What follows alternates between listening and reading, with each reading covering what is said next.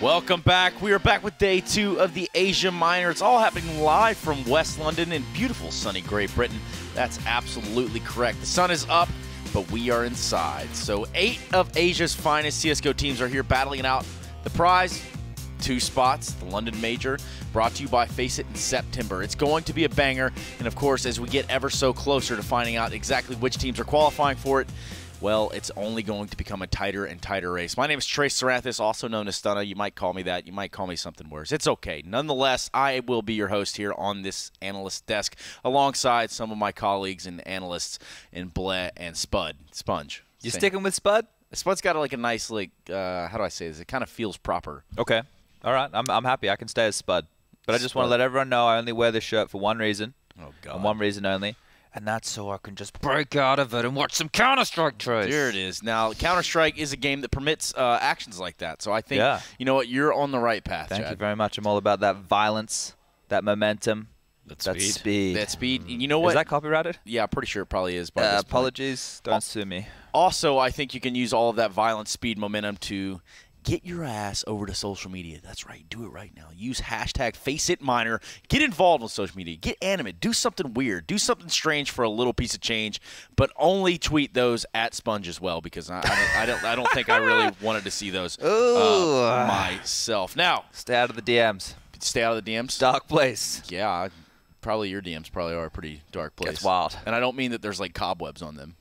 Probably quite a bit of use. Or? Yeah. No, they definitely got some use. The Ted Mosby of esports, everyone. Chad Spud Burchill. Let's go ahead and move it forward. Head over to gaming.youtube.com and make sure that you also have that same account linked with your FACEIT account, because if you're not doing that, you're definitely doing it wrong. I think you guys went back last night and made sure yours were right. Yeah, I was checking the T's and C's. I want to make sure there's no insider trading, because Blair and I, obviously, we're working for FACEIT right now. We don't want to get done for breaking the rules. But it's okay. I checked.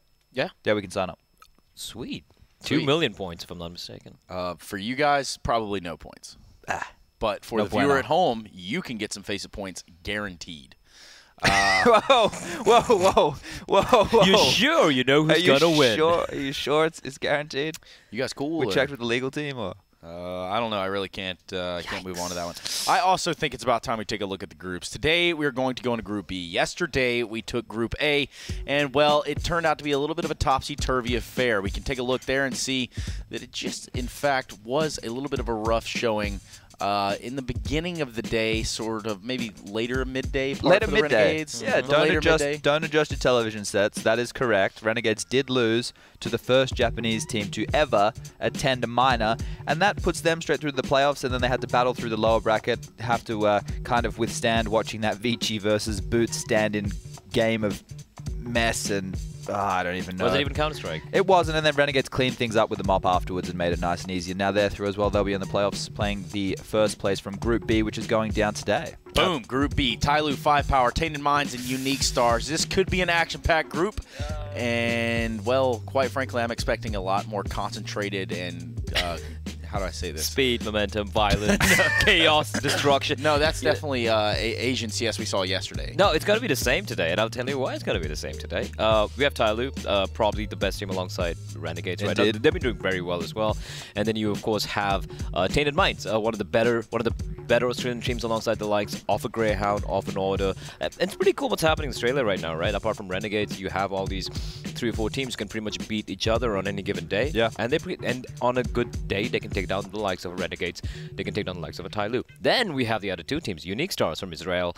They have a stand-in coming in. Not much is known about this team. They have a stand-in. And then there's a beautiful story of 5Power, which brings a tear to my eye. I think they've renamed to 2Power. Well, there's only 2 of them. That guy's good. He's real good. See him on a stand-up set all week. Indeed, you are. Until, I believe, what, Monday or something like that? Yeah, Monday, the 23rd of July. That's quite a few days away still. But nonetheless, we do have Group B right at our fingertips right now. Oh, so close you can almost taste it. And, in fact, why don't we learn a little bit more about Group B? Group B competition kicks off with Tyloo. The firm favourites of Group B, Tyloo look confident coming into the Asian minor, with the likes of Mo and somebody on their side. Their first opponents, 5Power. 5Power convincingly took down Raw in the minor qualifier, but will it be enough to claim the first win against Tyloo? Unique Stars are the 3rd team to make up Group B. The side asserted their dominance throughout the minor qualifier, claiming wins against the likes of Next Generation and FACEIT. Tainted Minds round off Group B competition. With the firepower of Rifler Ofnu on their side, Tainted Minds may be a force to be reckoned with. But will it be enough to take down their first opponent's unique stance? Yes, Group B does have the potential to become a very volatile group. In fact, after yesterday's action, I'm just so committed to the idea that this one's going to be a banger. There's not going to be any upsets today. Okay. Like if Tainted Minds beat Tyloo, that is kind of an upset, but not on the same scale as Scars beating a Renegades by any means. The disparity between skill is not there. Tyloo coming into this tournament are one of the top teams, as we mentioned yesterday, in case you missed the broadcast, and if you did, there's really no excuse for that. You're going to be punished later. The canes can come out. Maybe the belt as well. Okay, but all right. Death, Taxes, and Tyloo and Renegades making it through the Asian minors. That's how we posed this situation time and time again. And these boys on your screen right here finally gotten Mo back. He hurt his tailbone, the poor guy, and had to sit out a while. Which is very ironic because he was riding a Segway, and one would assume riding a Segway you'd fall on your face. Yeah, and you probably avoid any physical activity, and yet you hurt yourself. This time last year, personal story that no one cares about. I saw a guy in Krakow Poland fall face first off a Segway and smash his face into the ground, and an ambulance had to come. Yeah, that doesn't sound like it would feel too good, regardless, with or without the ambulance. Was he a Counter-Strike player? No, I don't know. Pretty turbulent, to say the least. But yeah, this Tyloo team is no stranger to finding their way through these minors and into the majors. And I'm personally not thinking that we're going to see anything different this year. No, it should. Well, look, Tainted Minds is the only other team within this group. But I think ever since they've added the likes of Ben 10 and Extra, the guys from Indonesia. Ben 10? What did I say? Ben 10. No, Ben 10. You said Ben 10 from the cartoon. Yeah, I know. He become all those different monsters. I know. So we had Bulbasaur yesterday, and we got Ben 10 today. But look, we're covering all the really bad cartoons on Cartoon Network. But I think this squad right here, they are changing and developing and becoming more of a fundamentally sound team as opposed to what they were in the beginning, which was just a pack-rolling aim-star squad. They're actually becoming a unit where they play a decent brand of Counter-Strike. Here's the thing with Tyloo, though, right? Like, one thing is, I've mentioned this earlier on Earlier Desk, I've said this on Twitter and whatnot, that they're a team who has to plateau at one point when it comes to their comms, because as everyone knows, we've said it time and time again, comms are one of the most fundamental aspects of Counter-Strike. You cannot have a good team without that. And the fact is, here's the thing, there are 3 languages being spoken in that team at the same time. There's Excredit and Benta talk speaking when needs be in Indonesian or Bahasa, I think that's what it's called. And then you have the other Chinese guys speaking in Mandarin. They have callouts in Mandarin, but they also communicate overall in English, where apart from the 2 Indonesians, the rest of the guys, I think Didi speaks a little bit of semblance of English, but it's not really a main language. There's no common language, and yet they're still beating top-tier teams. I'm like, how is this really happening?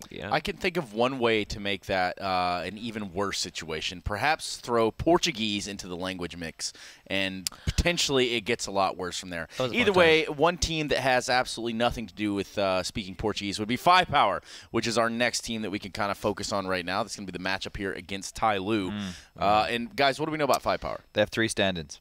Outstanding. They have 3 stand-ins who are pretty well-known names, though. That's the one good thing kind of going for them. All right, I want you to build this up. It's not going to happen. No, do it. Come on, give it to me. It's not going to happen. All right, fine, let's go. Moxie, longtime player for Dreamscape, Boot Dreamscape. He played with them for a long time when they had all their big performances. Kaze, I think he played against you guys. Yeah, we wrecked him. Yeah, completely. MVP Carnal, the erstwhile best Malaysian team. I think the scene's kind of dead right out in Malaysia. He also played for Flash Gaming a while back. He did stand in for well, not stand in, he was a full-time member. He was a full-time member for the Chinese team, and he actually was kind of, I wouldn't say the hard carry, but the star player in that team, despite having players like Fancy and whatnot, right? So that's that. They have that going for them. Kyuka, Xiao Sage, nothing really special. They're kind of like the leftover, some of the better leftover Chinese players. How can you be leftover out of 1.5 billion people? Reasonable. There are not that many players, I guess, kind of. And of course, I think we're missing out on one player here. That's really mad. There's another Singaporean guy. Yeah, there's Insanity, who's actually their coach. And the reason, here's the thing, they were supposed to play, I do believe it was the Chinese qualifiers, because I had two or three players from China. Yes, they did. But that he stood in, that is Insanity, and he's like, I'm from Singapore, we're going to play the SEA qualifier. And make life a lot easier on themselves. It was easy for them, but then the visas didn't quite work out. And some people in SEA would be like karma, you know.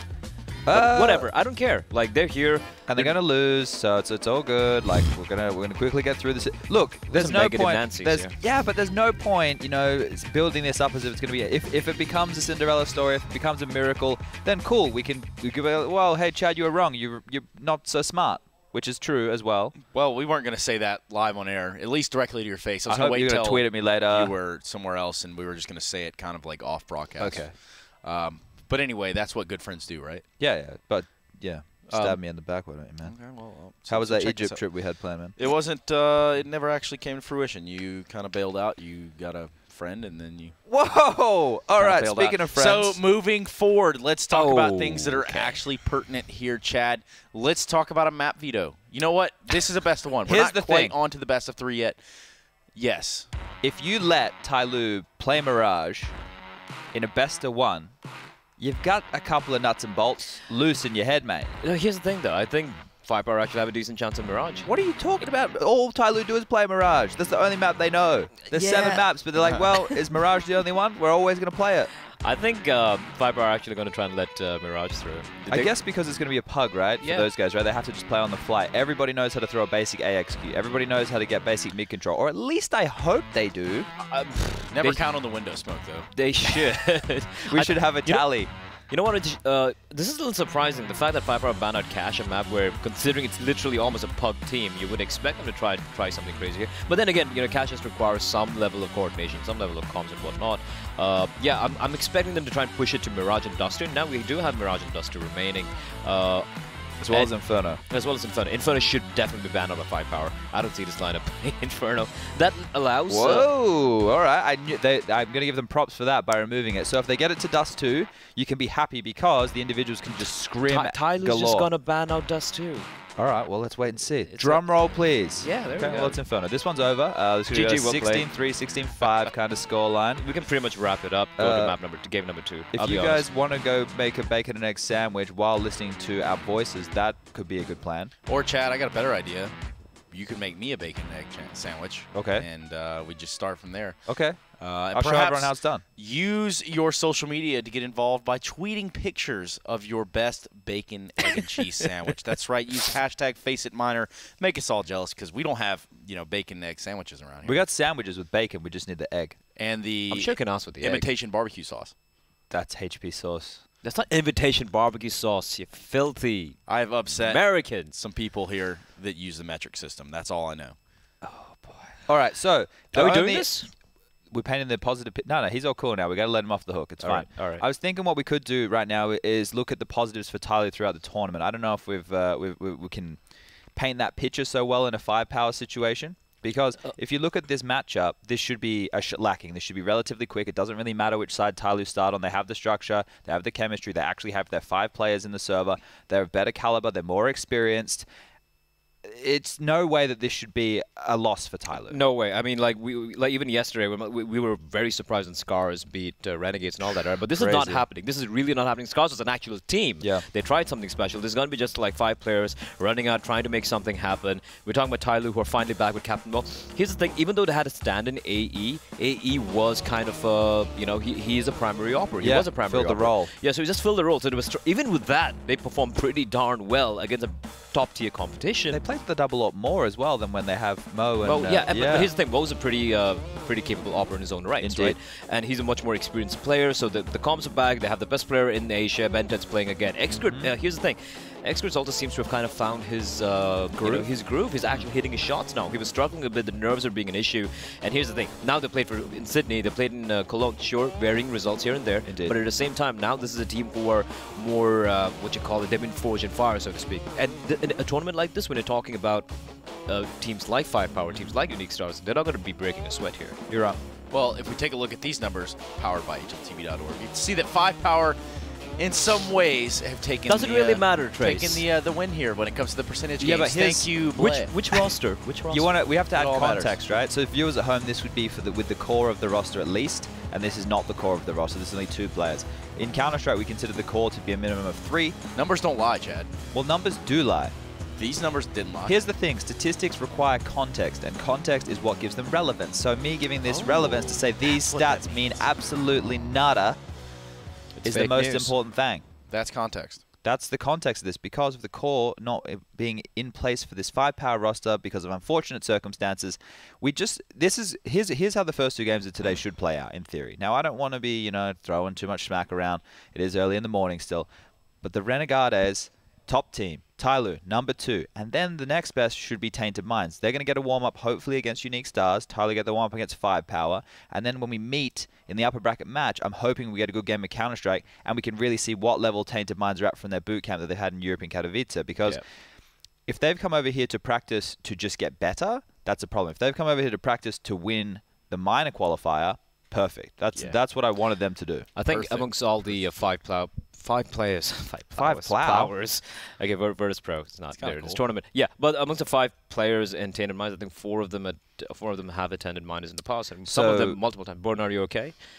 Quite a few. Yes. Offnu has. Yam was in Renegades. Definitely has. Yeah. Way more than minors, in fact. Majors. I think who's the guy? Who's the one who's not attended a minor? We'll get back to you. You're talking about Inns. Hasn't Inns attended one? I don't know. No, I don't think we're talking about the complete next game. Yeah. I think we could be getting a few steps ahead of ourselves here. Yeah, just got carried away. We could sing some S Club 7. Perhaps we don't do that. Perhaps we do something just actually, maybe attractive in some lights rather than us up here on a karaoke platform. I believe that we do have our commentators who are sitting by, and we can actually have a little chat with you guys. We haven't had to do this before or been able to do this before.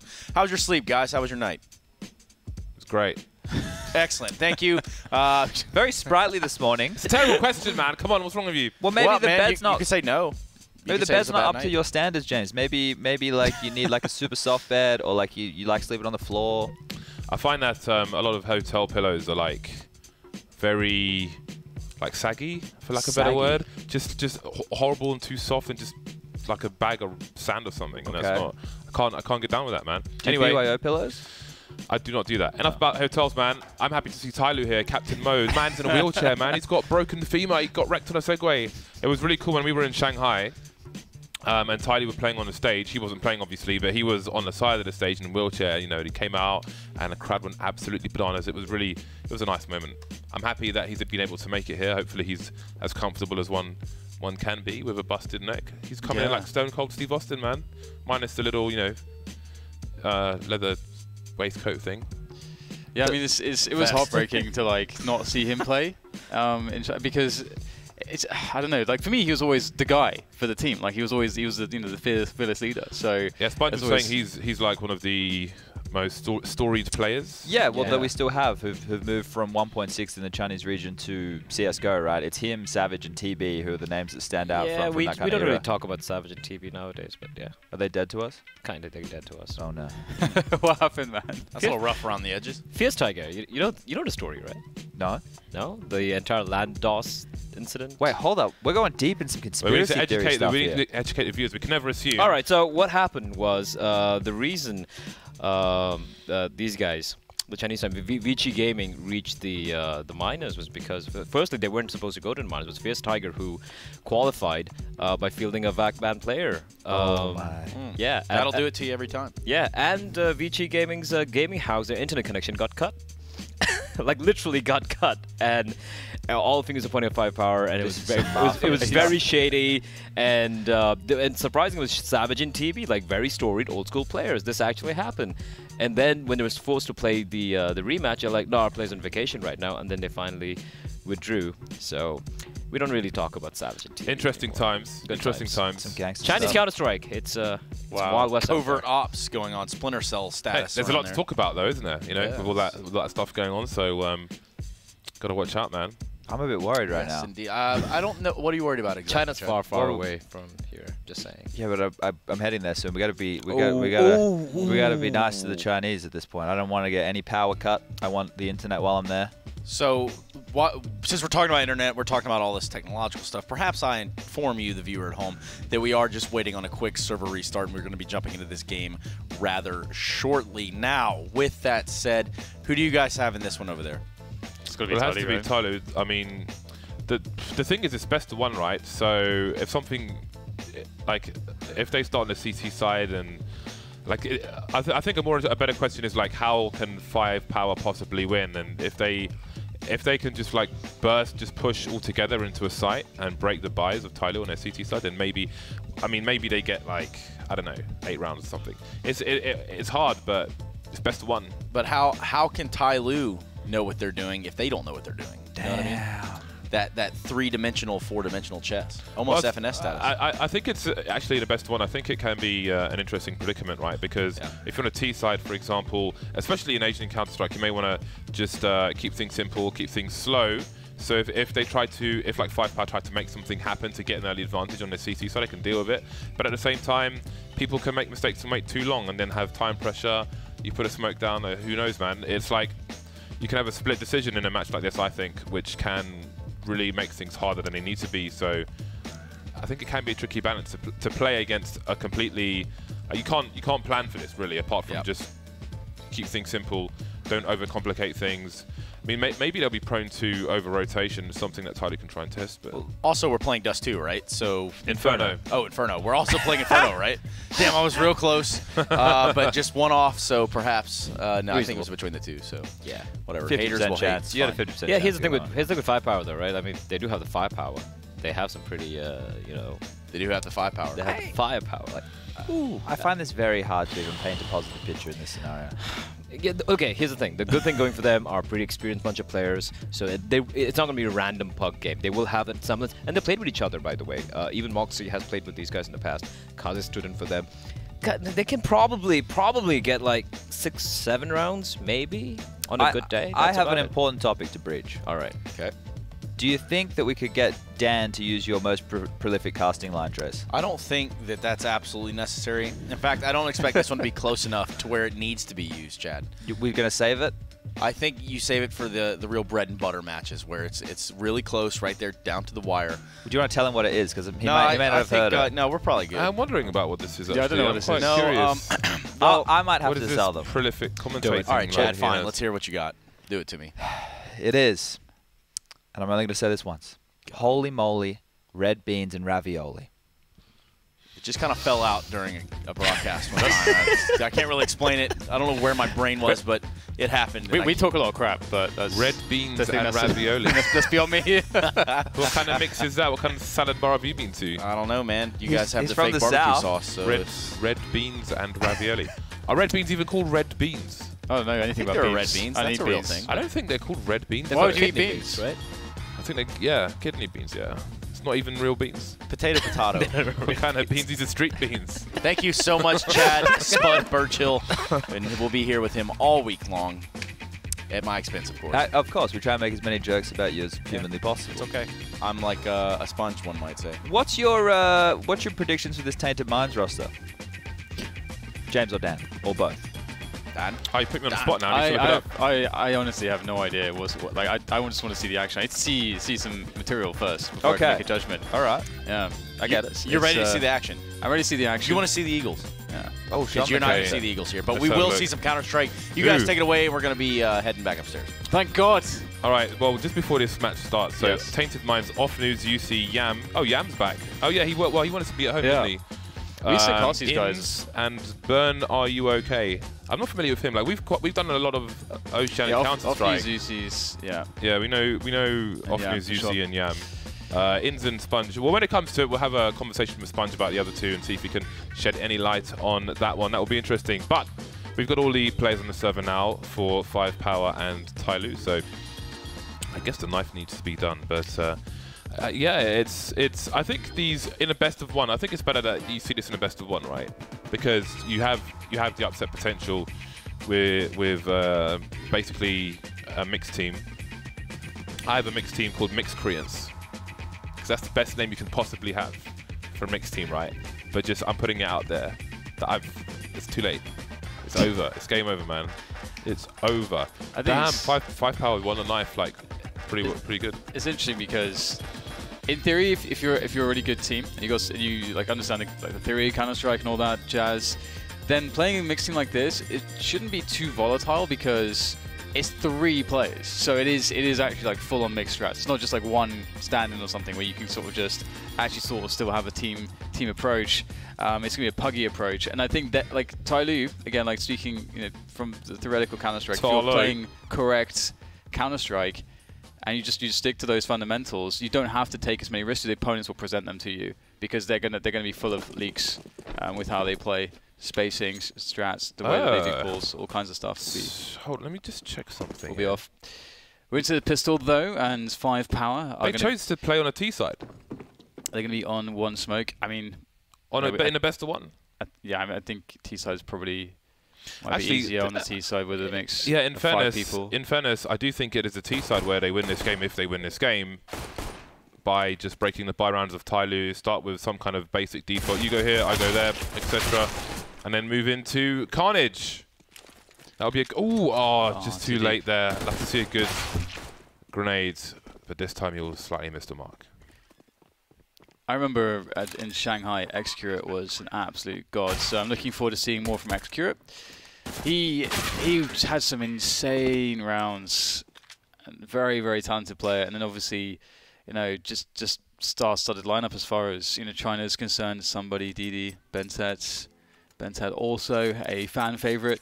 Captain Mo, also a fan favorite. Obviously, it's kind of crazy that he accidentally been injured for a while, but I'm just so amazed to see that he's still out there playing despite that. So it's really fun to see a full lineup after, you know, being in Shanghai and being denied the full lineup from Tyloo. I just hope he can play with comfort, considering his current predicament.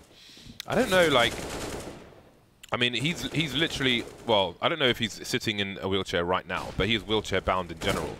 But I don't know if he has, for example, I mean, I would assume he's been lifted into a gaming chair because the height of the wheelchair probably too low for the table, right? Yeah, that would make sense. Unique challenges for the Tyloo team.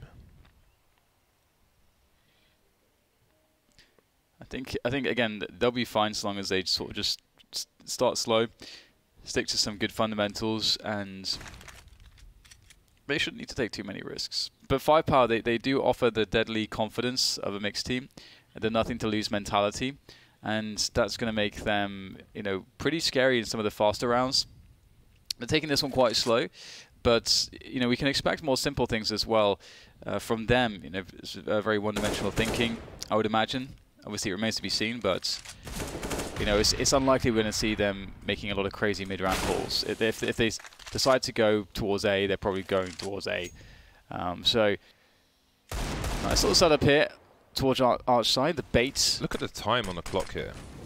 This is the kind of issue where 5Power causing problems for themselves. It's a 5 versus 5 push of the site with 15 seconds on the clock.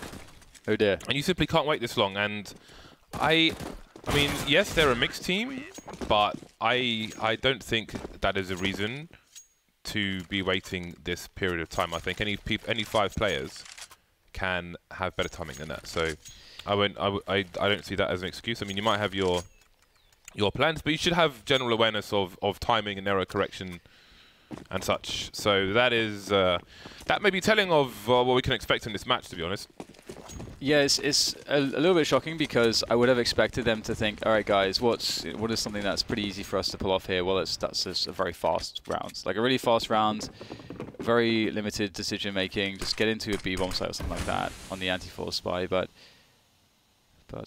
it really depends on sort of how their mentality is, because they may not sort of respect the fact that they have certain strengths as a mixed team, and they may be trying to play too much Team Counter-Strike in a sense, which may be more difficult than just trying to stick to more puggy stuff.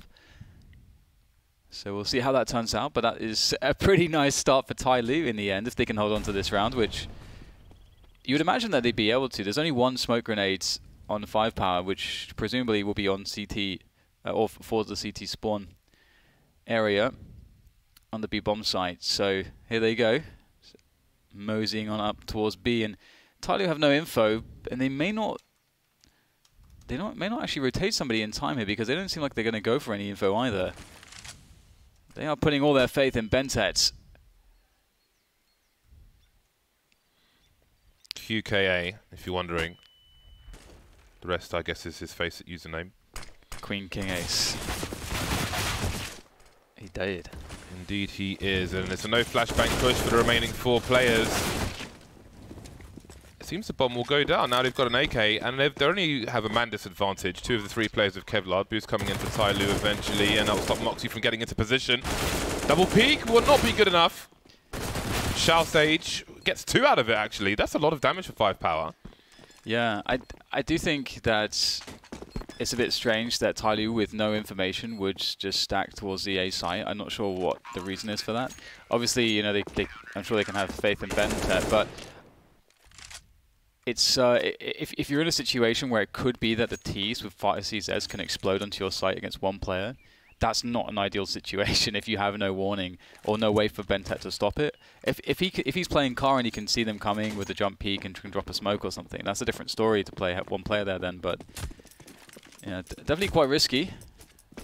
Do win the round though, and it's going to be hard for 5Power to do post plants and everything like that, because just that communication to, you know, as to like who's going to stand in which spots, it's going to be pretty chaotic, I would imagine. Speaking of chaotic, we get a push here from Tyloo. It doesn't initially work out that well, but somebody looks to try to clean things up. And that's a path through onto the bomb site. So once again, that B site, they're looking to get a 3v3 after plant. Boosterino. Surely 5Power will look for this. Now they see it. Looking to engage maybe with a double peek. Molly to force teeth in their position, but there are too many targets. And Excurate has some problems here on his own now with the AWP. There's 1 kill for him. He has a smoke. He's got a Molly as well. He's got a 1 versus 1. And now maybe it's time to retreat. Surely he can't get back to the site and win this round. Oh dear. Tyloo just really giving up the B sites. It really shows you that on the anti-force 5Power should have just rushed, just walked into B. Seems to be fairly easy for them at the moment. And Tyloo, they lost their initial player by just, you know, trying to flash him into a big peak on Banana. And it did not work out. Back to the CZs for Tyloo. Have 5Power learned from their mistakes of playing this round too slowly? Looks like that might be the case. Moxie, 1 minute 30, is already in Arch with the bomb. That's pretty impressive. He can wrap into the A sites. And there you go. Moxie will take down Captain Mo. And that should be the round now. Very strange stuff for Tyloo. Not a bit of a shaky start, one could say. Thought they were all geared up to do quite well after winning the 4 spy rounds. But that B bomb site has proven difficult so far.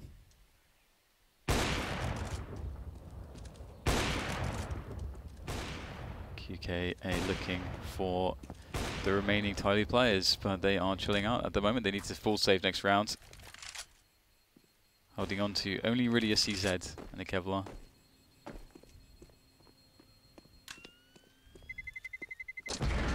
Boom. Best of 1, baby. Nothing is guaranteed. Wonder if Tyloo will start putting 3 on B at the start of rounds, instead of having this situation where they push with just 2 players, one guy dies and then the other guy just gets pushed down and they lose the round. Could be the adjustment. They actually invest a fair amount into this round, which is cool. 5 smoke grenades. I do wonder if I mean, I feel like Inferno is one of the strongest maps for a CT eco or force buy. Nice. That's one way to deal with it though. QKA with the Royal Flash. Nice control from 5Power. So I was interested to see if the kind of smoke grenade tech on the CT side, how prevalent it was in Asian Counter-Strike. There was a last-ditch attempt there, which is good for 1 kill, but that's about it. I know we've got some figureheads from European Counter-Strike in Asia, and I think that kind of thing on Inferno could be very powerful indeed. So 5Power off to a good start. But now Tyloo have a opportunity to stabilize. But again, I mean, if 5Power break the buy, if they just do something solid and win the duels, push a site, before it's before Tyloo can do anything about it. Ooh, QKA gets another one out there on his own. Tyloo continues to fight, but may not want to finish off that exchange. This is a good adjustment, though. This is what I was talking about. You know, just putting 3 banana to start with. If the T's are, you know, if there's opportunity to push and get kills and they're putting lots of traffic there, you can do that. Accurate. It's not the guy you want to be up against. He is very good. We saw him doing crazy things in Shanghai recently. And it looks like a great start and perhaps finish, maybe, unless FACEIT can somehow get another kill here for a plant. He will get the kill, but he doesn't expect the next player oncoming. That's very sad for him, but a great effort, good damage done, regardless, although he did not get the bomb down, but they do have quite a bit of money still. So it does put Tyloo in a really awkward position. And I think Tyloo really encouraged to go and push banana here with what they have. Get some early control because their weaponry sucks.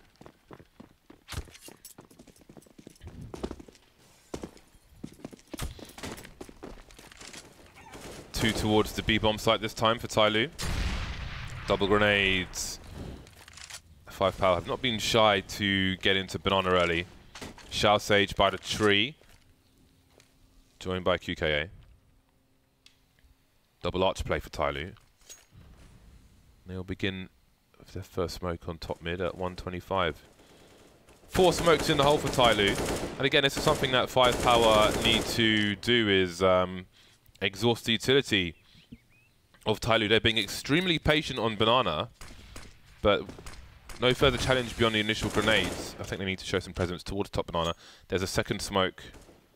No, that's actually from the T. So Tyloo is still sitting on 4 smoke grenades with 1 minute on the clock. So again, 5Power need to force them to expend their utility and feel threatened, but they still haven't gone up top banana. So this is something to keep an eye on. Second smoke deployed, and they've put one in the middle of banana now as well. So 5Power will have to wait. Look at the time on the clock. This could win the round on its own, basically. Somebody towards B has another smoke. The last smoke. He's spotting, but with 30 seconds, you want to drop that smoke, I think. Yeah, you can just drop it, right? Looks like he's going to do it. Nicely done. And they're going to have to run through it now. There's the flash through the smoke. Very hard to avoid somebody with the AK. Just haven't had them. 2 quick kills for him as the rotation comes in. No smoke onto CT just yet. And this UMP is doing excellent damage. Somehow a 2v2, but 10 seconds to go. They have to plant the bomb. That's a big opportunity here for DD to close the distance as they do get it planted. And he will find QKA, now just K's by construction, behind the coffins, looking to try to defend this bomb, and the tap comes in. Did he hear that? Oh, he didn't seem to realize straight away, and that'll be the end of him. I think that Tyloo probably could have had a better hold if they were more aggressive, bearing in mind, was the guy boosted on first oranges or second oranges? Because bearing in mind that they had a smoke in the hole, somebody went all the way back deep into the site to throw a pop flash off the barrels, but he could have just thrown a pop flash behind him in the pull position and stayed next to the smoke. Obviously, there's a chance that the T's could spray through the smoke, but so late in the game, they're more likely to be making a play, perhaps with a flashbang or something. So I think with different setups, Tyloo get a lot more kills there and lose a lot less players. But again, so these are like, to me, these are some basic concepts which are handicapping 5Power, which aren't necessarily about not having the right players, but maybe it depends on the experience of the other ones, where it's just basic Inferno force the CTs to use their utility, so they are short-handed, if you will, late in the round. They are ill-equipped. For this round, they got those double AKs. Tyloo boost over the smoke, and Tyloo just waiting to see what 5Power do in this round. And this is where things get kind of hard when you have the mixed team trying to run defaults and so on, and can often be things that might be missed, protocols that might not be there. Might get a pop flash here for somebody. Indeed, he's going to go investigate top banana. Don't know if he saw anyone re-smoking the top of banana just as all of the T's are coming towards this position. This is kind of huge because that's going to slow them down, And did he decide to just go through it? Somebody is waiting around the corner. I'm not sure if this is going to work out for him. He'll get one, but immediately traded. I don't think that's necessarily the result they wanted. They completely abandoned the B bomb site. I don't think that makes too much sense, and they're going to suffer for it because now it's going to be a 3v4 after plant. And 5Power, they could very well have run out of time, but DD's one and done position, not ideal in the 5v4. Oh dear, it's all going a bit sideways now. Crikey. There is the flash. That's a 1v2. Bentet kind of has to do this. Does he see where the second player is? He knows he's being baited, and he still gets the kill. He's got to push fast. QKA will finish off the job. And this is what I'm talking about. Best of one. If you can just break these buys of Tyloo, then this can be winnable. I feel like Tyloo making big mistakes, though. I don't know why we have one guy alone, sort of playing this one and done position. I feel like you can throw that smoke, but then you want to fall back onto the site, call for a rotation. Because as soon as if you're alone on the site and in a 5v4, as soon as you die, then that's that. If you have not allowed time for rotation, then you're going to lose that bomb site, and then the T's will have a huge advantage. And then there's also the argument, do you want to, in a 5v4 as a CTs with very limited time on the clock, do you want to gamble on a bomb site with zero information? And also seems suspect. That's also how they lost one of the previous rounds. They lost it in exactly the same way. So Tyloo need to start being a little bit tighter from that perspective. Otherwise they are going to lose against the mixed team.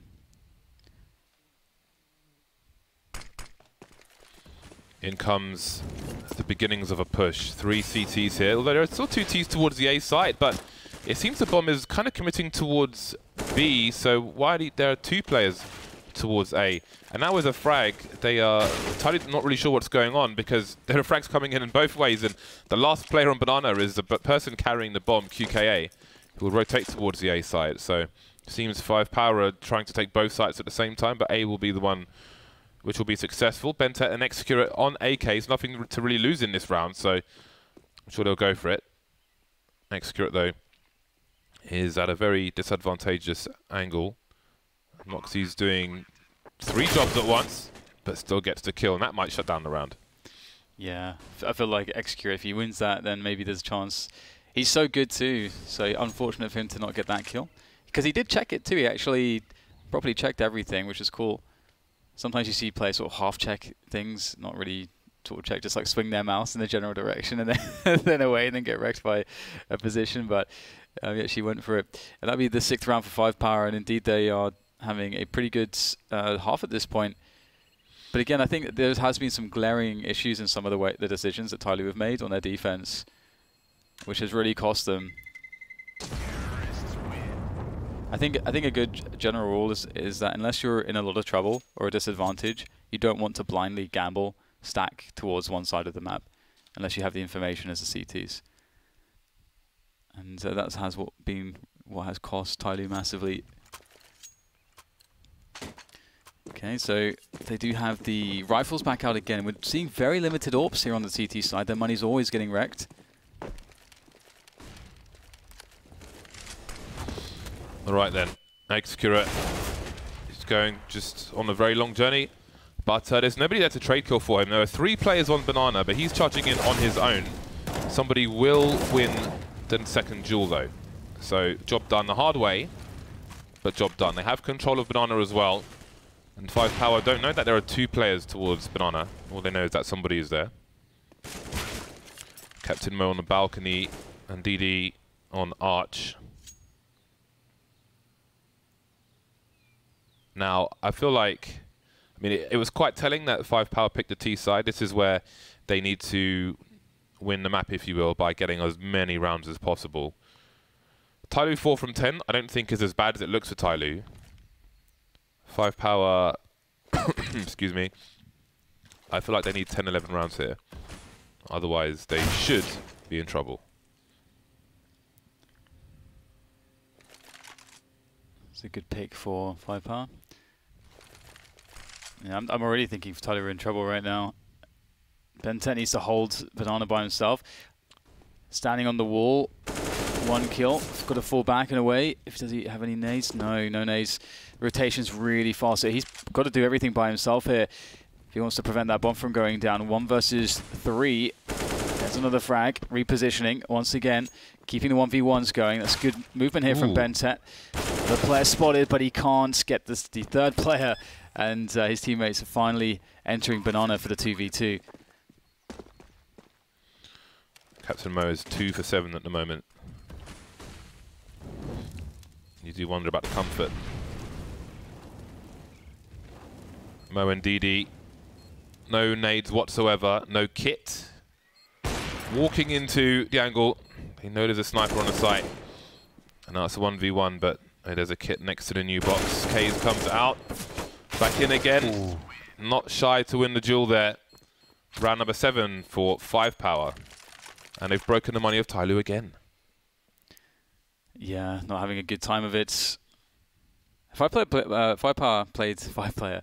5Power played that round Player 5. Pretty well. The way they got the picks and sort of how they created this impossible situation with Tyloo, because Tyloo didn't know absolutely if they were going to be or away, and so they just kept the 2 players on A, and that's left Bentet in 1v4. He did a pretty good job. Like, he made the right moves, slowed them down. He was repositioning a lot. It was a very good round from 5Power actually, and down to the CZs once again. Tyloo have been here before. They've had some success, but that was in rounds I think where 5Power were maybe even less confident than now. They've got to be rising in confidence. And they played the round previously way too slow, and they've since adjusted. Ooh, lots of attention here from Tyloo. Do take down Moxie. Somebody alone on the B bomb site, and Bentet and Executor almost look like they want to preemptively rotate. Bentet, well, he's a big fragger for Tyloo, and he's the only man with a rifle in this round. He's got no flashes for the pull position, so he'll have to take some risks as he goes through the smoke. Seems like he might.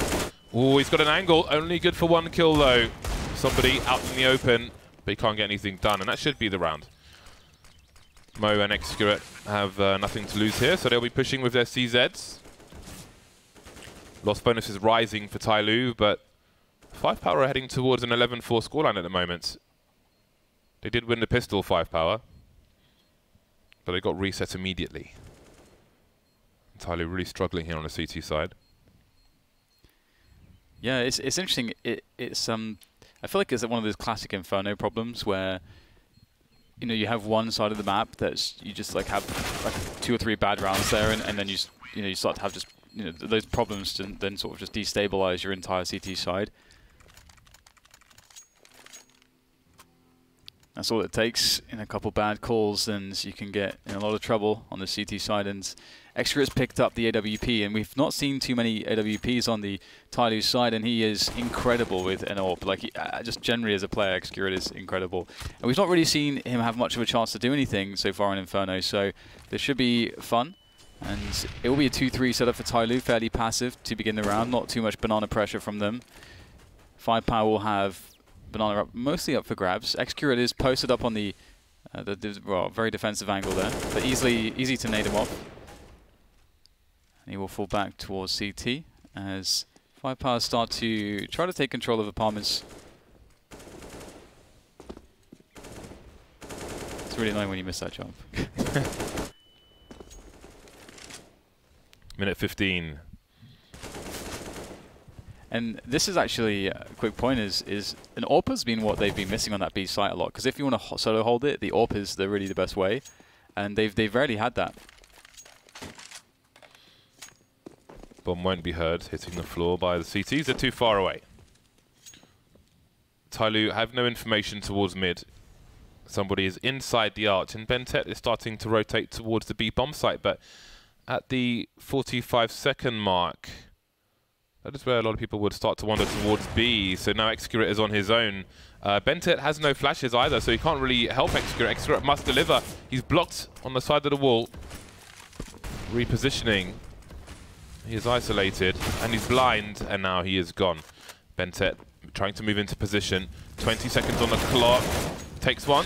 Needs to stay alive and hold construction for his team, but needs a frag as well, and he will do that. There are the flashbangs, but they flashed the wrong side. Now QK is on his own. 12 seconds, 1 versus 3. Oh, somebody will shut it down. 3 players surviving. AWP collected. Tyloo will be grateful that there are only 2 rounds remaining in this half. That was a nice take of the bomb site from 5Power, actually, because they had a lot of really good Molotovs. It was the AWP defense from Execute that he was offering up could have been so much more. But by the time he got to the site, I mean, he missed the first shot, gets the second one. Oh no, actually got the tag on the first one, gets the second one. Then on the third one, he's Molotov out of position straight away. So that was really good work from 5Power to sort of be able to throw the Molotovs and push in a quick way. And that's a good sign for a team that is comprised of 3 stand-ins.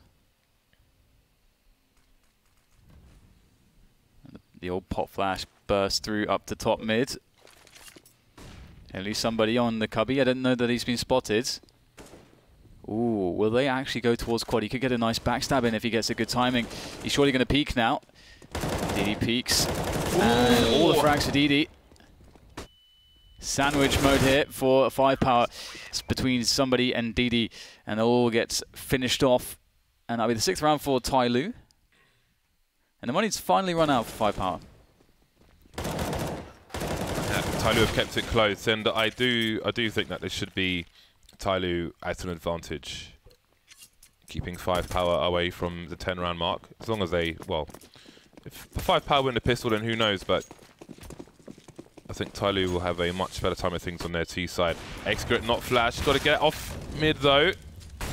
Didn't get the kill. Gone back to the well, and there was a T by the bench, so Execute must be careful. 3 smokes on Banana at the moment. And FACEIT is in the middle of them somehow. Always a good smoke on the balcony. T's are at a distinct disadvantage trying to push through that. You can body block on pistol rushes and get free kills. 2 plays arch for Tyloo.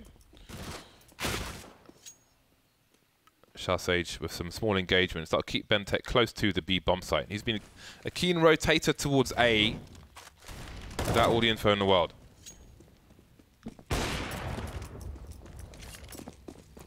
It's a good start, and 5Power will just go straight back to B. No messing around. 1 flash, no smokes. Bentek will throw his smoke, so that will not be something that they can pick up if they kill him. If they can kill him, which they will. Somebody now with the AWP. It's going to be a dab hand in the B-bomb site. QKA trying to bait out a shot. He's successful, but still can't really chase up the kill here. And the MP7 can't really get as close as he wants to. Looks like it will be over here for 5Power in this half, but they have come out with the better score. 8 for them, 7 for Tyloo. A lot left to be desired, I think, for Tyloo on that first half. Yeah, it looked really bad, but I think the score is good enough for Tyloo here. So I don't think they'll be too concerned with the lead. They should be at an advantage now with 5Power on the CT side. I think we've seen a trend of dominant T sides in a lot of the Asian matches we've seen so far. But I feel like 5Power, well, let's see what they have to offer on the CT side. I think it's Tyloo's map to win now. Beyond after the pistol, well, the score is close enough that the pistol shouldn't be have as much consequence as it would if 5Power, for example, had 10 rounds. So let's see. Tyloo looks like they want to go for a balcony burst. Execute is in mid. He has a smoke and a flash, so if he can make it towards top mid, he can throw that flash. But Moxie is having a look as a pre-fire from one player. But note how Tyloo are not giving any sound cues away. There was a round where 5Power had a bunch of players in the apartments and they were just ran all over the place and got smoked off immediately. Ooh, too many targets flying out from Tyloo, and that's going to cause problems for 5Power. K is forced to give up these engagements and wait for his team to move up mid. Bentek trying to defend. He's got Captain Mo next to him to help out, and Captain Mo's going to do the damage up to K's with CZ, and he's going to get finished off too. So 8-8. And Tyloo will get the good start with the monies, but will they throw it away?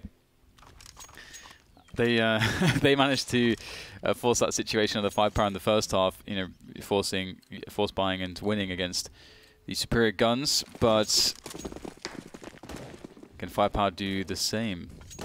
I would imagine it's unlikely. This should be where Tyloo is pretty strong, playing anti-ecos, anti-force buys with good discipline and routine. like a team. Captain Mo. Guy with the AK. In with a spray, looking to try to find a pick early rounds. It's actually surprising there's no Mac-10. It would be nice to see a Mac-10. Oh, and I like that there's no actually full force buy from 5Power. They're actually, despite being with 3 stand-ins, and they would have every excuse for everyone to force buy, they actually don't. And they're going to save some money for their first buy round. I like that. It makes me happy to see this. Yeah. I wouldn't mind the odd smoke grenade next round, though. Or even this round. But you saw the very quick banana play from Tyloo, establishing possession immediately. And they've got the numbers game here, but there is a crossfire for these CTs. What is going on? Sage is causing colossal issues for Tyloo. He will hear the rotation of somebody on a short position. Bentet is not ready. Oh, he should have got a tag there, surely. That was a free kill. Oh, Moxie now hasn't got time to reload. And no place to hide, so that one all of a sudden went down to the line. Yeah, it's reminiscent of when there's like a scout or something around like that, and you know the T's running as 5, they all have like 50 HP, and then all of a sudden the pistols are super damaging. I think that's what happened. You know, on the way in they lost a lot of health, Tyloo players, and then they're all 1 deagle away from death. And that's what happens. Double or triple Mac-10 now from Tyloo. Interesting that they would pick it up this round. As the full buy from 5Power is coming out the next round, so they're going to have to toss these Mac-10s if they win the round. Not necessarily. At You least can keep a couple one. of them. Oh, well, yeah, 3. I mean, that's right, I only saw 2. Yeah, that's a lot of Mac-10s. Many Mac-10s. Alrighty then. Yeah. And so they're going with the AK instead of the Mac-10. Yeah, what the hell? I mean, the AK should be holding the line towards Coffin, perhaps, with the Mac-10 moving forward, but they're still in control of the weaponry. Where is DD's gun? Was it disposed of or something? Anyway, it's an open A-bomb site for the most. Oh, Moxie getting spammed. Inbox totally filled by Excurate there. I don't know what the logic is there for them by sending one of the 2 AKs to get information. What then is the purpose of these Mac-10s? Exactly, yeah. It's in a round where they're not going to have cover. Yeah, it's really strange. It's a lack of efficiency. And they may have lost an AK now because of that. Oh no, okay, they reclaim it. I wondered where that was. But yeah, that's a weird one. It's one of those spots where, I mean, if their logic is that they want to get that first guy in to just get sniped down people, then I guess that makes sense. But it's not the best way, I think, to go about it. But if somebody's behind the fountain or in the dark spot, then I guess you could take the AK in that direction. But one of the purposes of the Mac-10 is to, if they do get picked off while they're scouting for information, it's less dangerous than an AK. Oh, Bentet took it in the chest, bro. Yeah, because you don't really care about kills. You just want to get on the bomb site safely. So either way, quick 5v4 for 5Power to fight back on the first buy round, and they, of course, saved quite a bit of money for this buy round to be able to do stuff like that, and now to have this AWP. Oh, I was about to say, K's lining it up. Lining it up. Very good stuff from him. And the grenades of Tyloo, they'll use them to force back the presence on Banana. Will they just go for this? It looks like that's the case here. They are down to 3 players. They want to keep things simple. Excurate on the angle, waiting for the peek. And what is he going to spot? Is he going to lead it? Looks like he may lead the push. This could be devastating though. Sage around the corner and QKA on the boost also silently above the smoke. They surely should be checking for this, but they're going to run out and not check. They have to reactively spin around, and that's not ideal as QKA now repositions himself behind the smoke. And he could find a timing. They're going to be forced to plant the bomb soon, and that could be the moment he goes in for it. In he goes. Oh, he's made a step, and he goes straight into Excurate's gun. Kaze has been spamming as well, so he knows where one of the players is. Moxie starting to move up Banana, but Excurate continues to clear out. Oh, he's almost planting in an exposed position, but he'll feel compromised to go behind the fountain. Hello. 10 seconds. Why are you peeking, Kaze? Oh, my God. Oh, okay. Nice. I mean, there are different ways to take that angle, but he was confident, and he delivered the kill, so who am I to talk? 9-10 in favor of Tyloo, but how much favor is there at this point? You do wonder. I can just see Case dying there at the end. We're jaded. We're scarred from other matches where we've seen such a thing happen. I guess like it's the correct play to make is to. Well, it's fine. What he did is just, you know, we've just seen disaster happen so many times. Now we're just afraid of the worst. Some damage done through the smoke here. Fast play from Tyloo, straight through the Molotov. And the bomb will be at the feet of QKA. He's going to be happy with that. He can call the rotation. And there's no way, I don't think the T's can really do too much now. And they are going to get all fragged out. So good control there with the M4. And that will be 10 to 10. And Tyloo's still with wonky money. They're going to go for it anyways after that save. I don't know if they bought anything in that round. Actually, I didn't check how much they invested, but this is interesting. But their buy here could be better. I feel like 5Power will grow with power every round where they can find comfort in an official match as a 5. So in that sense, it should get more difficult for Tyloo as 5Power become more familiar.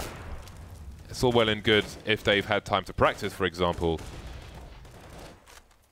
but nothing beats a real match. 2 smokes on banana. Captain Mo having a look-see. K is very aggressive in mid. You don't often see so many peaks like this, but perhaps he knows there is no sniper rifle to duel him. Look at this aggression from 5Power, bouncing the grenades down second mid, and K is going back to the well again. He will not shy away from this, especially while there is a smoke grenade down in banana, in boiler, sorry. So now there's decisions to be made from Tyloo. They've got apartments. Do they want to invest in taking top mid? Well, they don't. They haven't got any nades. They've only got 3 nades left, so they need to use those on a bomb site, and they have chosen banana. They've left DD to... well, I was about to say to cause trouble towards A, try to delay rotation, but he's actually falling back instead of going for a peek. It is very difficult without any grenades to keep CTs there and stay alive yourself. And he'll rejoin the effort towards B, and Shao Sage will be there with QKA through the smoke. That's a great play, starts things off very well. 2 quick frags. Shao Sage with a good opportunity now, and he's got teammates rotating in as well through the construction. Insanity not quite in position in time. He's going to go all the way around there. Doesn't manage to take or give any damage just yet. And indeed, he'll get denied by Bentet. Bentet fears absolutely nothing. He jumped through the smoke to get the first kill, presumably expecting the CT to be running low on ammo, and charges through the smoke as it dissipates for the second one there. He is forcing the issue for Tyloo. Always been a very important player for them. Kaze is the only player here. Moxie has left him to fend for himself, and how does Kaze cross to CT to save this AWP? Moxie's prioritized FAMAS. There is a flash, but Kaze isn't crossing just yet, but no one's on the site now, so he should be able to get away. Oh my god. I mean, you got to run, bro. You got to get out of there, man. Move it. Oh my god. Come on, man. Oh my god. He lost an AWP, James. Oh no. I was wondering about that. I was looking at it. I'm like, I don't know about this. I don't know what's going on. It was so weird because Moxie was so far away. He's like, yeah, man, I've got to save this FAMAS. Right? And these guys... But he throws a flash to help him, but he doesn't run out at the same time. Like, I don't know if they're... Oh man! What the communication's like, because it should be like, I will flash for you, and then you try to run. That is not what I need to see at 8:50 in the morning, James. just throwing the AWP away. Oh no! Well, it's happened. We gotta move past it. Captain Mo will take Moxie's head off. They are 2 players alone towards the safe side of the map, and Tyloo are closing in. They need a rotation. They're going to get one, actually. There'll be Shao Sage moving in from Arch side. Only got... Oh, that's the bomb, though. Mag 7 doing big damage in the apartments. That's good delay. A 3 versus 3 now, and there's a minute left on the clock. Tyloo do not have to commit into A, and they have 0 smokes left. Ooh, Same for 5Power. Yeah, I mean, QKA... He was committed to the A site with his teammates. He doesn't really know what's going on. I think it might be worth a guess at this point. But he seems to be in 2 minds going back and forth. And I don't know if Excurate had heard his rotation. He's been waiting there the entire time. So you could see, if you just watched QK on the radar, there's almost some fear there. came up Speedway towards Arch. It's like, but what if they're going B? He starts to go back, but all that time going back and forth, he's not in A or B. So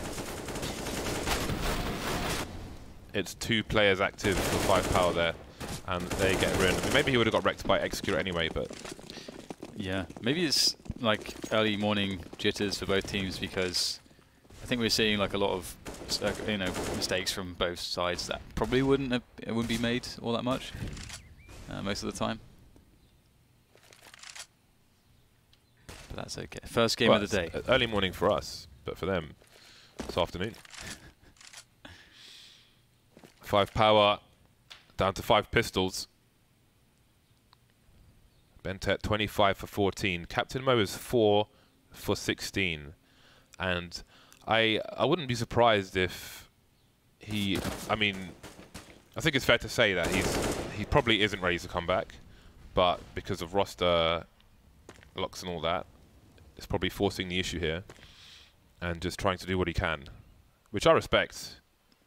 This man has like a busted femur in his neck, man. That's craziness. But let's see if Tyloo can help their brethren and take this one over the line. Are you saying femur?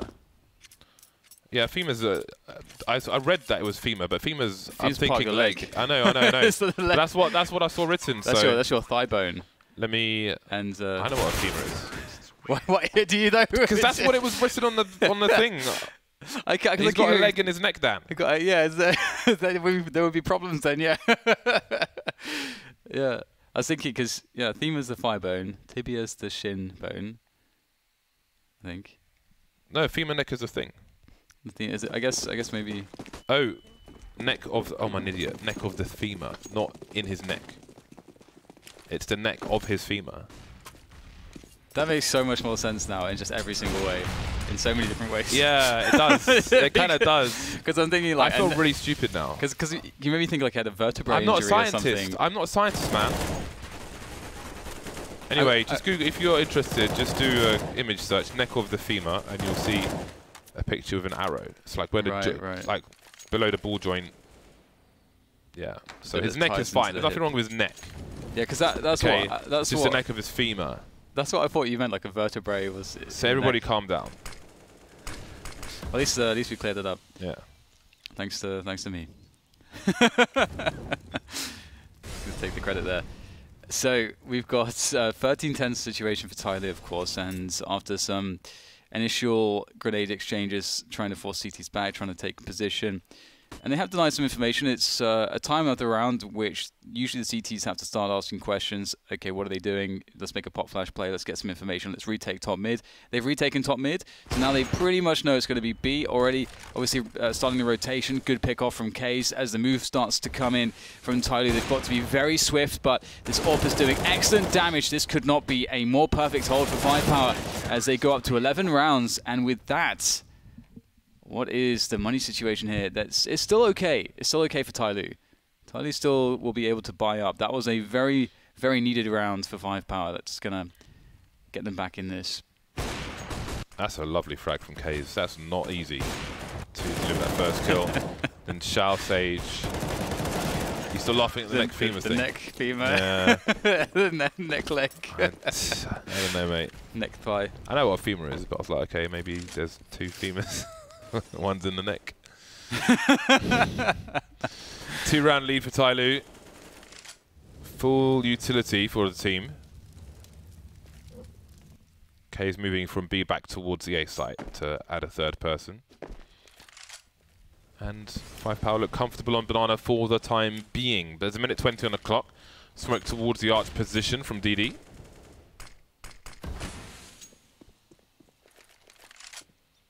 5Power will still sit on Banana. But there is top mid pressure. Kaze is forced away, and we know how aggressive he likes to be.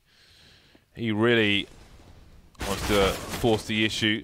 QKA looking to flank. I don't know if he would have seen Bentet. I was looking at the radar at the time. Who was carrying the bomb. Moxie sees nobody in the apartment. So now there's a 3-man push, but Bentet has picked off Shao Sage. But the last 2 CTs will stay around the A site, but Bentet now is leading the charge back towards B. That's a good adjustment from the Tyloo side. The next script will stay waiting for a rotation on A. Yeah, fast part, not too much they can do about that. That's, oh, an AWP, hello. I'll have that.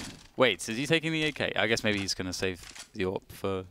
Just take the AWP. Okay, there it is. Double AWPs held onto. That's really nice for 5Power. That's certainly what they need, especially after a reset round like that. It's going to go a long way to helping them get back into the game. But they may only have really one good opportunity after this with this next buy, because 14 rounds of Tyloo. If they lose it, that's on to 15. So yeah, pretty much this next round is the only chance left now for 5Power. In all likelihood. Do not get taken down much. Oh no, Captain Mo, beautiful peek. Beautiful. That's an impact frag right there. He's got really 5 frags. That's an impact frag. That is actually a really good frag, yeah. That's huge when you are 14 to 11 up. So a pause has been called by FACEIT. A tactical pause, no doubt. What do they do now with this AWP? Oh, technical, I'm told, by production. There's an admin in the FACEIT hoodie. It's 2-1 for the FACEIT hoodies outside, but inside. You got any burgers, mate? You got a gin and tonic? We have gin and tonic ice cream. It doesn't taste like gin and tonic. I don't know why gin and tonic would be a desirable ice cream flavour anyway. It's like just bitter and horrible. Well, you don't like gin and tonic, do you? Oh, I don't like bitter drinks, no. Like you like Negroni, right? I absolutely despise Negroni. You've got poverty taste buds, that's why. Very Italian drink. So there's a tactical pause now. The wrong pause was called. Yeah. Right, Dylan. What do they do around the AWP? Are you buying here, Dan? Oh, absolutely. Well, they can't see the money yet. So the money is 2,800 for Insanity, 4,100 for FACEIT, 1,000 for Case, but he has the saved AWP. Moxie 4,100s, QKA 2,900s. I think you buy here because they're not getting an AWP next round, and I think you just buy with the AWP. And then that way you have 2 chances this round and the next one. But they actually decide to half buy around the AWP. Well, not even half buys. They're very minimally invested here around the AWP. And let's see how it goes for them. They've made this choice. And now they must live with it. Or perhaps die by it. FACEIT with the deagle. There's the flash over the top. Oh, this is going to be tough with the deagle. Let's see if he can get it done. Deagle. Flash is at the ready. That's more defensively positioned than offensively positioned. So is it a reactive flash? Yeah, it looks it. I feel like if it's reactive, he'd be dead by the time it goes off. But he's alive! Now he's dead. And that's going to leave 1 player in the B bomb site. Did they just triple smoke? They triple smoked the CT cross. Really? Yeah. 3 people smoked the CT cross. That is, I mean, that just tells you that there's problems. That's Tyloo. If there's actually like a team, that should never happen. Like double smoking something is a big problem because smokes are so valuable. Who's got the guns out if you're triple smoking CT? And that's also the thing, yeah. Like it just, where's the communication there? I don't understand that's really weird, right?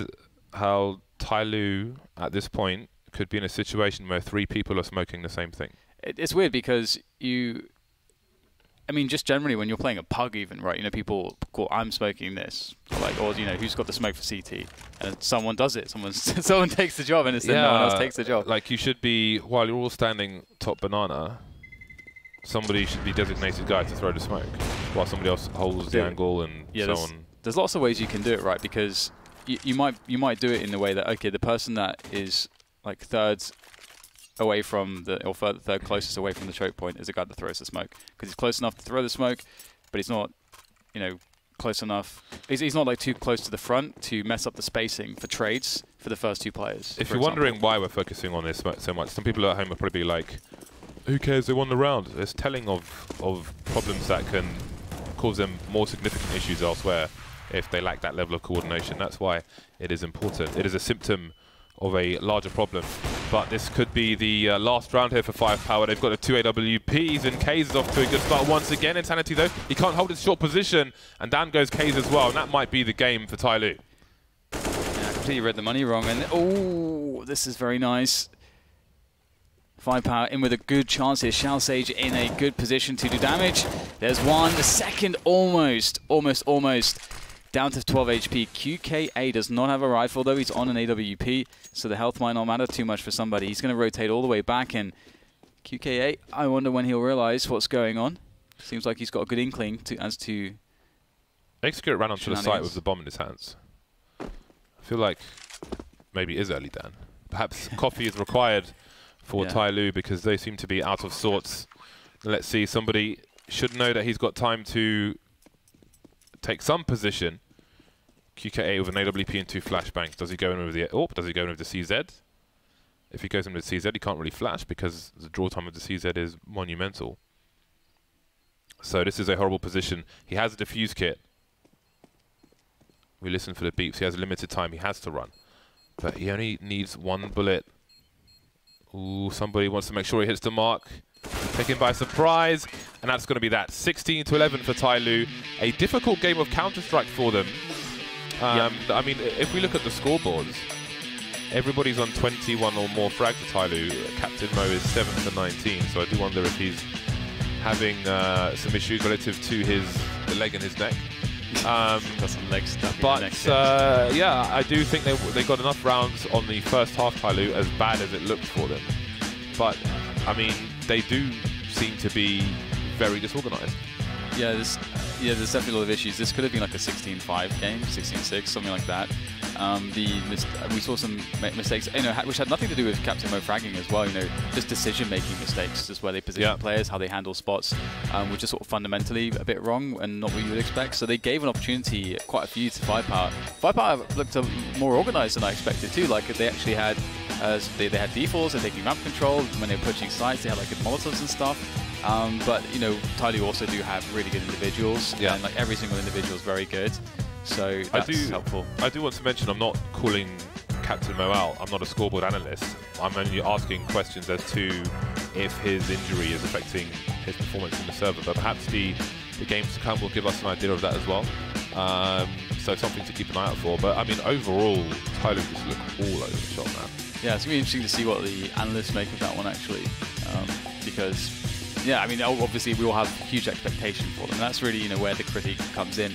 That, you look to them to be one of the 2 teams that qualifies here with Renegades. So, we look to them as a team that can probably beat Renegades as well. And that might be a matchup we're going to see. So I'm really looking forward to that.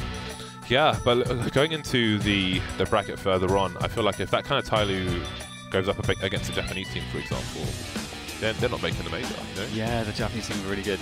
But the 3 smokes thing is like a really obvious issue because it's, that's then 2 smokes that can't be used post-plant, which could lose you for the rounds, basically. And it's a massive lead. So Parla is with Tyloo on the floor. Over to Parla. Yes, yes, James, I'm with Tyloo, but specifically Hansel, also known as Buntet. Congratulations on that first win. Now, you've told me that you've played 5Power before, but if we look online, you've never had any important results over them, whereas in this case, playing them at a minor is extremely crucial for you guys moving forward into the major in September. Yeah, we got a win 16-11, but I think it's a very slow start from us. It's a really bad start, but we managed to win, close the game. I think in this major, it's not same like the online match. Like every team will give their best, their individual skill to prove themselves to get to the major, to get the sticker. So at this minor, I didn't underestimate any team. Yeah. So tell me firstly, what was the decision behind leaving Inferno in the map pool? We knew the map is gonna be Mirage or Inferno because 5Power also like to play Mirage and Inferno. But they decide to ban Mirage, not Inferno. So yeah, it's our both strong map, 5Power and Tyloo. I think Inferno. And second thing then, why did 5Power manage to get off to a good start on the T side? I know our commentators after that first half was finished said that you guys were probably still in control, and James said you guys probably had enough rounds on that CT side. But nonetheless, it shouldn't really be a 7-8 half when you are CT side. Yeah, I think pistol round is the important round. It's really important, but we lose. And then we managed to get to 2, I think. And after that, we lose against Eco, and our money broke. So they get momentum to get 2 rounds after that, I guess. And our first gun round, we also lose. So it's a really bad start. But I just trying to cheer up the boys. Like, it's really unlucky. So we just play our game and come back. Hansel cheering up the boys. Another topic that I'd like to approach with you, Hansel, is during that match, there are a couple of moments. One that stood out specifically on that T side where you need to smoke the CT cross onto B, where 3 of you sent a smoke at the same time. Our commentators picked up on it. And also over time, something that we've always seen with Tyloo is maybe an absence of communication at times and structure, which is something that you guys have positively built up throughout your period on the team, but still there are those mistakes sometimes. Why did that happen, and how are things going with that whole situation of you trying to get better at coordination, etc.? Yeah, that moment we smoked with 3 guys smoking CT. It happened because we didn't communicate, and after that we already killed 2 people at Banana, so we just throw anything we have to block the CT. Yeah, this kind of mistake is always happen at Tyloo. It's really hard to get 100% good communication because we always have someone who will miss what I'm gonna say, you know, because it's really hard. Okay, and final thing then, how have you improved that over time? Because you guys you've definitely improved over time with regards to communicating, coordinating. And secondly, why is it hard to improve at those things? Because the Chinese guy cannot speak English and I cannot speak Chinese. That's the main thing. But we keep improving every day. We run up into the map and say this spot in Chinese, this spot in English, and all map we try to learn and memorize it. Also, we try to talk to each other, like if the situation, what you gonna say in Chinese, we have a translator, so they explain to us, to me and Kevin. Also, when I say in the situation, I like to say in English and they translate, so like that. All right, Hansel, sounds like you guys are definitely working hard, and congratulations on your first win here at the FACEIT Asia's Minor. You've beaten 5Power and moved forward. Anything else that you'd like to say? Thanks for the fans who cheer for us. Just keep supporting us. There we go. And now let's head back to Trace and the guys on the desk. Thank you so much, Paula. Yes, indeed. Tyloo not looking quite on their A game this morning so far. But, you know, it was the first game of the day. It's rather early here, so I can kind of run with that. I think there's a lot of things we can run with, especially what James and Dan were talking about, and then more to what Bentet was saying there towards the end of that interview regarding the language barrier. We know and we talk about that being an issue, and he's just vocalized it right there that it is a huge problem, and there's no way for them to fix that unless 2 out of the 3 players learn fluent Chinese, or 3 out of the 5 decide it's the case to learn English. Now, this is going to be a problem that hampers these guys forever. It's going to make it very difficult for them to ever be a threat in international CS. At this level, they get away with it. We saw here, they're just the raw skill of players like Bentet stepping up and saving them in certain situations is more than enough to make up for that communication issue. But it is going to be a problem when they get into tighter matches, and we have seen it, but we only theory craft it. He has basically just vocalized it and made it a #1 point, a #1 issue for this squad. And that's just a shame because there is a lot of potential for this team. Yeah, and the worst part is, like, they're struggling as like the 5Power, right? Like, literally a team that just formed a couple of days back.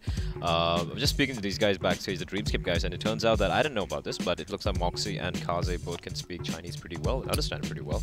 So at least comms are not an issue over there. But whatever the case is, we expected Tyloo to come in guns blazing, but we saw, like, CD side is where your comms will always come into play. So even more crucial. Sure. You know, when it comes to Rotation, Counter-Strike, rotation, call-outs, and timing and crossfires and all that. So we could kind of see all the flaws of Tyloo kind of being laid out to bear. But I'll be honest, like some of the mistakes being made was so fundamentally messed up, like wrong. Like for example, go 4v2, going for the retake towards Banana. Why is the first guy like 100 meters ahead of the second guy, right? Like small little things. Yeah, tiny that's little not things. communication. That's look at the radar and basics of understanding and of Counter-Strike, right? And there's Exactly. issues there. It is, like Chase said, it is early.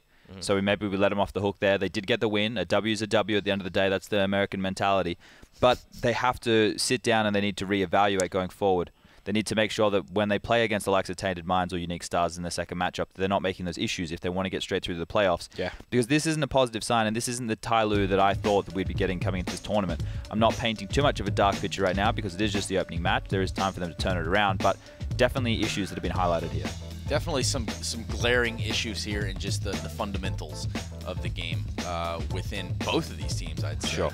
But what was really working for 5Power would be kind of like the real question that I want to ask here. Was it more so that, you know, we can give them credit for how they approached the game, or was it just Tyloo just being very lackluster show? I think it's both things kind of together, right? Tyloo would give them a lot of space on the CD side. They allow them to really go for plays. But at the same time, credit where it's due. Like this guy, Xiao Sage is how he pronounces his name. Sage? Sake. Not Sage. Not Sage. I thought it was Sage for like 2 years. So Okay. it's fine. Xiao Sage was hitting some nutty shots. Kaze had its moments as well. The players, and here's the thing, I was actually surprised the way they were playing. It wasn't as loose as I thought it'd be.